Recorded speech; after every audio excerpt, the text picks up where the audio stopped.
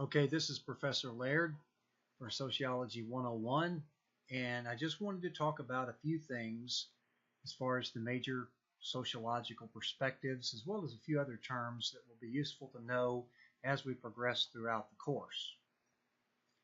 I've already talked a little bit about what sociology is. It's the study of social behavior in human groups, and you focus on relationships, how they influence people's attitudes and behaviors, how societies develop and change, and how humans interact. So we'll talk about the three basic sociological perspectives here in a little bit as to how that's studied by sociological scientists and social scientists, sociologists, and anthropologists, sort of thing.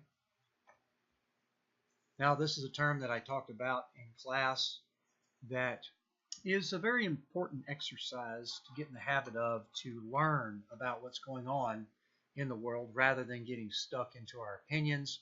And I've called this sociological imagination, is where it's the ability to step back and view your own society as an outsider from an objective viewpoint to see a broader vision of society. So step back from your culture and look at that from the perspective of an outsider as an objective observer to try to understand how it's working and why they are doing the things they are doing.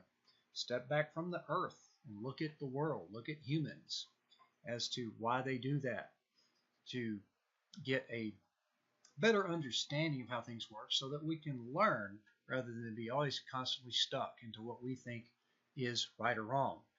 Now, there's some things that kind of conflict with that a little bit, and this is the universal of ethnocentrism. Ethnocentrism is not meant to be bad. It's something that all humans are somewhat socialized into ethnocentrism because you are brought up into a culture. You're socialized into that culture, and so as you develop, you are kind of put into this frame of mind that your culture is superior or preferable to other cultures, and or that my culture is preferable than your culture just because we're more accustomed to it and biased towards living in it. So that is somewhat normal. That's considered a human universal. It's when it develops into these other isms, like perhaps an extreme form of nationalism or xenophobia, isolationism.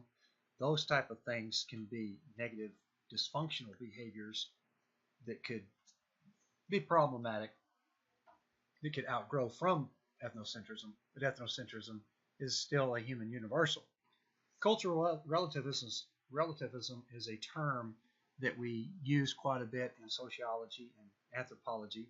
And this is not accepting somebody's behavior as correct or proper, right or wrong. It's just that we are understanding that the values and customs in their culture are different from ours, and we're trying to understand what they do, and that doesn't necessarily mean that we're condoning it or accepting it as good, bad, right, or wrong. It's just we're understanding it. And for example, the, the, the practice of female genital mutilation is not practiced as much. It's starting to get weeded out of various cultures, but it's a custom, female circumcision, where the male-dominated society is controlling the sexual behavior of its young women and goes through these customs. And from our point of view, we would want to try to understand why they do that in order to better figure out how it, the cost to society of a practice like that. So we're trying to figure out why that's done, and then using knowledge, education, even international pressure, things like that, to have those things uh, literally just weeded out. Now, as far as the theory goes, a theory is a statement that seeks to explain phenomenon out in the world. And a hypothesis is something that we could formulate from that, which is just picking two variables, a couple of variables that we'd want to measure against each other as to X causes Y. that sort of thing. A couple of interesting points about a good theory. When I ask students, what is it that makes it a valid theory or a good theory? Of course, a lot of students will say that it holds up or has explanatory and predictive power. But most interesting, the most important criteria of a good theory is that it can be falsified. It can be proven wrong. Because if it can't be proven wrong, then it's nothing more than just some belief that this is what we think is going to happen, and there's no way you can disprove it.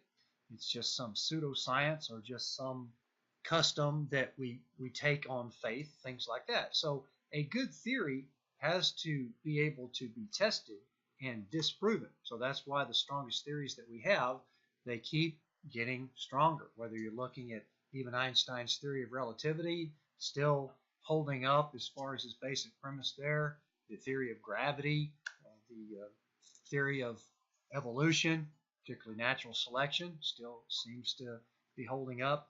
We'll talk about lots of theories as we go through the class. Some have not held up as well as others. So you have to keep in mind what really what makes it a good theory. So let's talk about the three major perspectives. The functionalist perspective, functional is being the key word. So what you're looking at as a functionalist perspective is that society is somewhat as you can think of it as a living organism in which each part of the organism contributes to the overall survival of society. So the working parts have their purpose and they are structured to maintain this stability. Now there's two general types of the functionalist perspective, and that's the manifest function, which is very obvious that it's literally meant to be doing, and then the latent function, which is somewhat of a hidden or subtle function that it's doing. For example, education has the manifest function that we want to train our young generation into the next group of workers there, but education also provides some latent functions that's where we meet a lot of our friends for life. This is where we could potentially meet our spouse. So you've got latent functions that you could talk about on most any phenomenon, as well as the manifest function that it's really kind of geared to do. So that's functional, right? Everybody's got a purpose in this functional society, but also got some negatives to this as well. Some parts of the functional society can have dysfunctional elements that disrupts the system or reduces stability. So even though not everybody can be rich, we do know that poverty has large social costs to society. Mental illness, we know that deviance, we're going to be talking about a lot of these things here, is that deviance is actually a functional part of society because it will never go away. There will always be people out in the world that have deviant behaviors, whether it's socialized or inherent. That's still somewhat debatable. There may be a little of both there, but deviant behavior is something that is considered functional in that it puts a lot of people to work in order to try to take care of these people, but it also has a dysfunctional element too, such as sexual predators and inequality. Put a question mark there because some inequality is normal, and depending on political views, some people think that inequality is more of a problem than others, but we do see even in America that inequality is stretching and it could be getting to dysfunctional proportions if we have a huge divide between rich and poor, particularly if our middle class starts to thin out and we don't have that healthy middle class, which is what really boosted the golden age of capitalism. And if we have more and more people that are dissatisfied with the system, then that could be more disruptive to our society. More people could potentially rebel or push back against society if we have a larger and larger gap between rich and poor. Now, again, this shows how complicated this could be, because in some ways a dysfunctional element could be positive in certain situations. For example, gangs, which are very hard to manage in prison, some prisons actually let the gangs be somewhat functional to maintain their own security, right? May not be the most healthy way to maintain your security, but it may be more functional for the prison to do it that way. So it can get fairly complicated, but this is the functionalist perspective. The conflict perspective, what we're doing is using these perspectives as different viewpoints to analyze society, not just necessarily say that this is opposite of this. But from the conflict perspective, we're looking at social behavior being better understood in terms of the tensions that there are between competing groups, rich versus poor, and right versus left as far as political parties, and gang behavior. We're looking at almost every element of society has some sort of tension in the built into the system there. Karl Marx was considered one of the fathers of modern sociology. We already talked about him earlier in the class, and he was focusing on how society's institutions have been evolving for quite a while, and for a reason. They evolve because they are literally put into place by the elites of society, and so the privileges for the upper classes that they have, the institutions maintain those privileges, and there is a lot of truth to that. And of course, there are things that Marx did not take into account when he was analyzing all this, but still his analysis of capitalism still holds up. Capitalism still has lots of negative aspects to it that we have to keep an eye on, even though it is going to be more than likely the global economic system by default, and it does tend to generate growth, prosperity, but it also has inequality and some other negative elements to it, including potentially exploiting of the workers by the owners. That's what he was focusing on. It's changed a little bit since then, but we still have those same arguments that can be made. That's why Marx is very valuable to this perspective.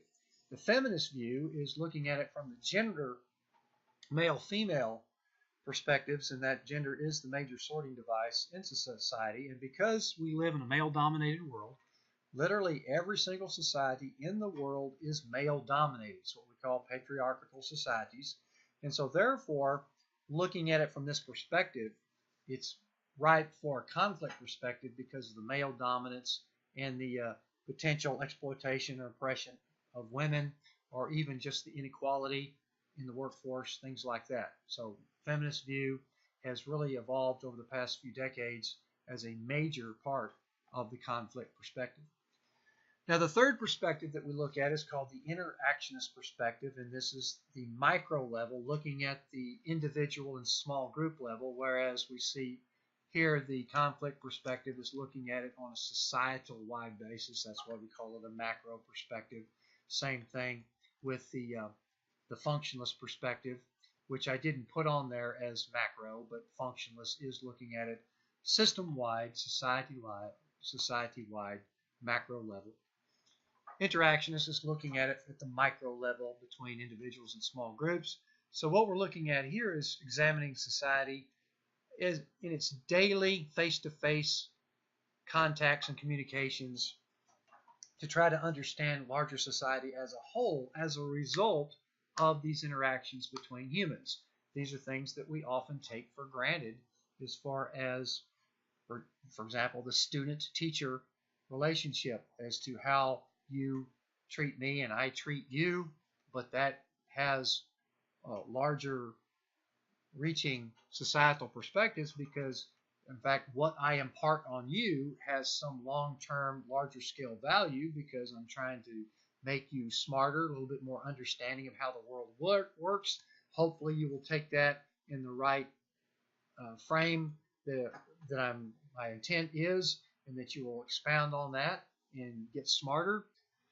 So the importance of meanings and symbols is crucial to the interactionist perspective there, because the various symbols and gestures and things that we use have meaning that literally, you know, tell us what to do in life. What does a salute mean? What do certain expressions mean? What do certain symbols mean that denote patriotism or religion? Things like that. They're very important to various groups.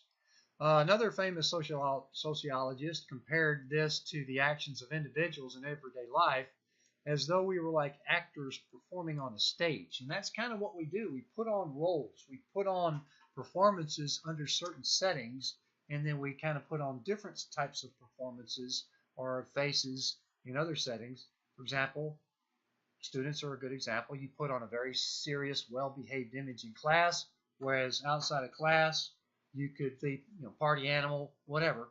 So that's kind of the roles that we play, particularly in this interactions perspective. Now, there's just a few major definitions that I want to go over because I bring them up a lot. One of them is rational choice. I will be using this term a lot because it's somewhat of a baseline for decision making. And rational choice is simply defined as individuals who we are motivated in general by our own self-interest, and we have certain preferences that we like.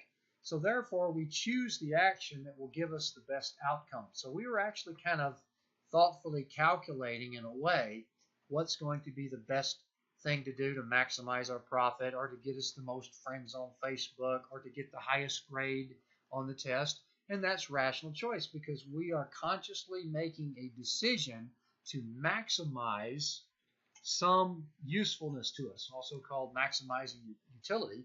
And this is the fundamental rule behind classical economics. This is where they start. An economist looks at what are you going to do to maximize your utility, and then everything else is compared to that. And of course, it does not explain lots of things, such as why we engage in collective action and why we literally conform to certain social norms that may not even be conducive to maximizing some preference that we have.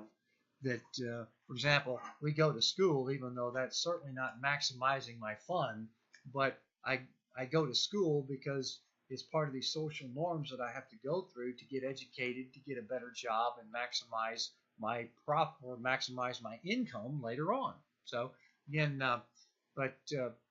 obligation to social norms can really vary. And so one thing we have to keep in mind is that humans most of the time don't actually use rational choice. This is why this is considered an ideal. I will always compare what will we be doing rationally, which is what we do when we have the opportunity to calculate and plan something.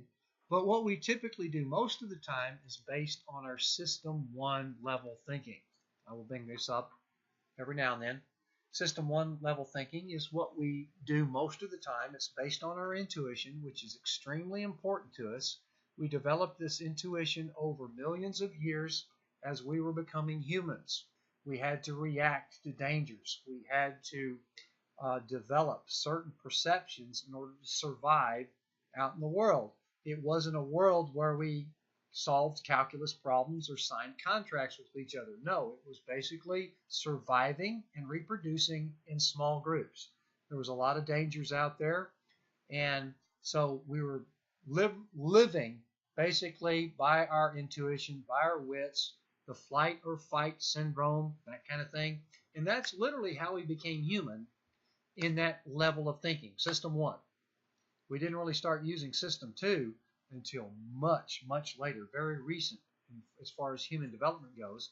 That's why System 1 is normal to our thinking. System 2, which is based on reason, actually requires effort for us to do System 2 thinking, because humans are primarily driven by our opinions, our perceptions, by our beliefs, our biases, and by what others do that influences. That's what literally drives us. We're driven by our emotions.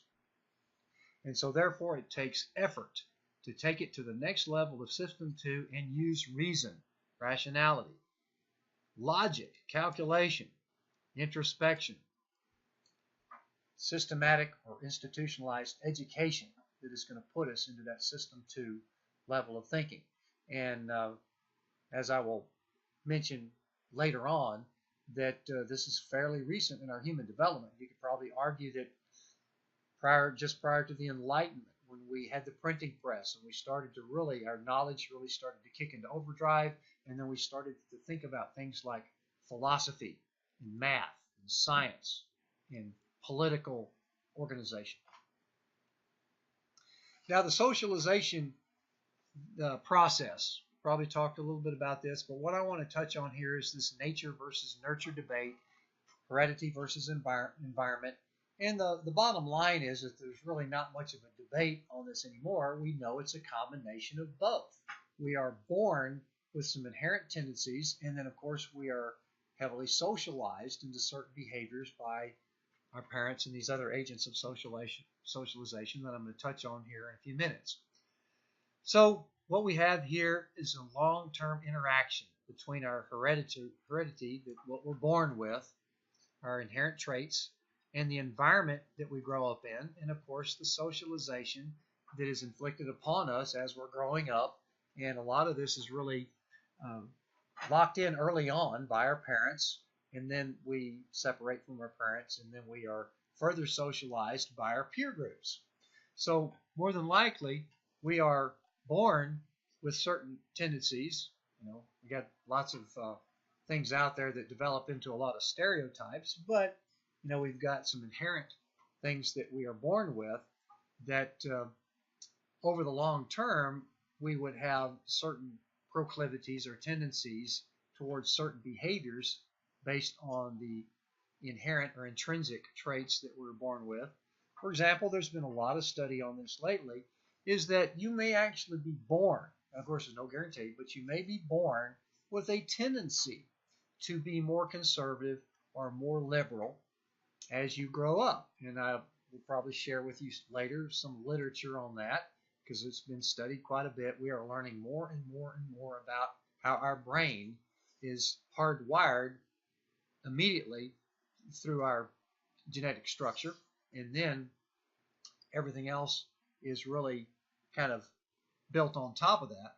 But we got to be careful, because even though we're born with some general proclivities and tendencies, we have to keep in mind that our genes cannot rule our behavior. Otherwise, we would just be animals running out there in the wild. What happens is that we have these basic genetic traits, and one of them, of course, is the language instinct, which I'll be talking about next time.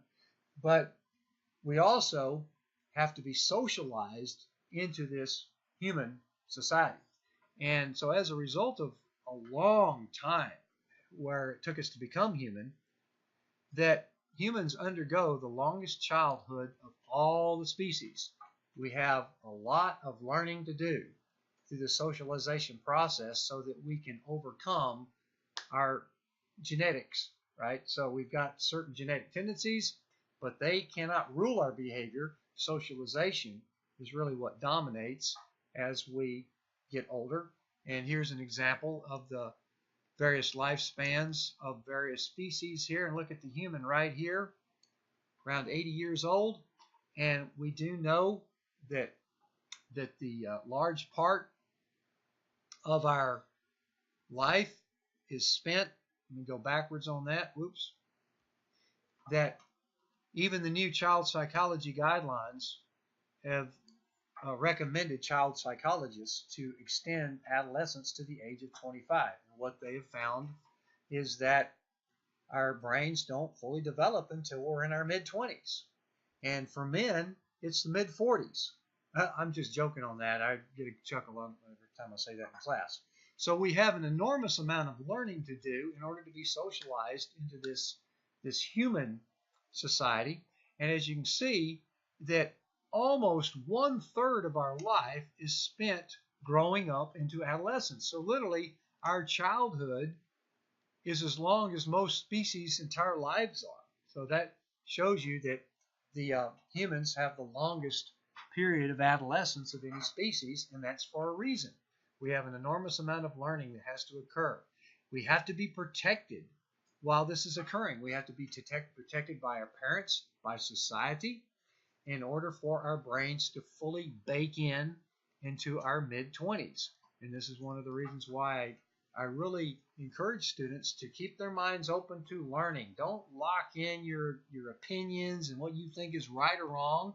Keep your mind open well through college so that you can learn and absorb and figure out what's out there. Don't let your brain bake in with your mind so set on these ironclad opinions that aren't really even based on any learning. They're just based on what you've been taught or told to believe as you've been socialized. So keep that mind open, keep that brain flexible, absorptive, in order to, when it bakes in, your brain is baked in as a fully learning instrument. And so what this does is this decreases our reliance on genes as we get socialized into adulthood. So the basic agents of socialization, the family is by far the most important because that's who dominates our socialization process up until we're almost where our personality traits are locked in. There's been lots of research that by the time we're about 7 or 8 years old, our personality is pretty much formed as to our behavioral personality. So very important to the family.